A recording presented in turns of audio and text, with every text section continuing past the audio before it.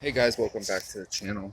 I'm having a misfire situation on cylinder 6. My code reader is saying I really don't know which cylinder is misfiring. I did do a smoke test and injector number 7 here was leaking. Now, I went ahead and pulled the valve covers, this side at least, because I've figured out it's coming from this side, but I can't really pinpoint it.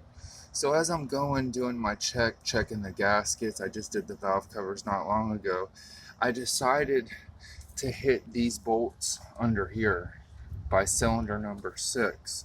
The last time I tightened them by hand, but I'm having a problem. Somebody put this on so tight, the upper intake. When I pull all the bolts off, I cannot remove it with all my strength. The car's moving back and forth. So I figured it's sealed and I'm leaving it, you know. I could break it with a crowbar, but I don't want to mess up the points there or anything, and I feel like the upper intake is sealed. So moving back to the point, so last time I was tightening, but I couldn't get in here, and all these were loose. Well, when I got into here by cylinder 6, where I thought the vacuum leak was, this bolt was not even tight at all. So I heard like a vacuum leak somewhere in this vicinity, and I believe that was it. I went ahead and snug tight all of those with a 1/2 inch wrench that I could get in there. I got all my injectors situated. I believe I have no injector leaks. Everything there and good. Now I had two different size. When I bought the injectors from Racetronics, I ordered two because I only had two wrong. Well, the injectors were a little shorter, so I put one over here and one over there for the time being until I order the 6 other ones come in.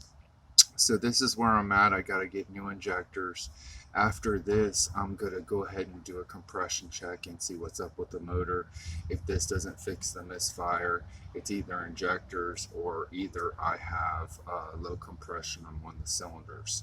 So I figured I'd show you. A lot of these intake bolts were very, very loose, meaning you put the wrench on and it was very easy to turn, especially here by 6.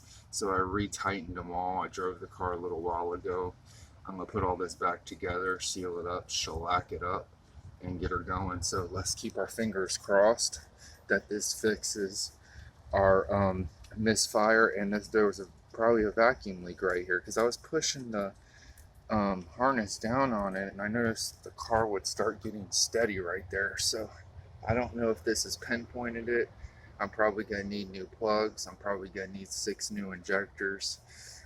But I want to do a compression check next after I put this valve cover on and go from there and see what I got. I cannot move forward until I figure out what's going on with this motor. Got new transmission for this car, got stereo system, I got all kind of stuff I bought, spent thousands of dollars and thousands of hours, so I'm hoping this really works out. As always guys, like, subscribe, and share, and I'll bring you a video later on today. Keep on dreaming.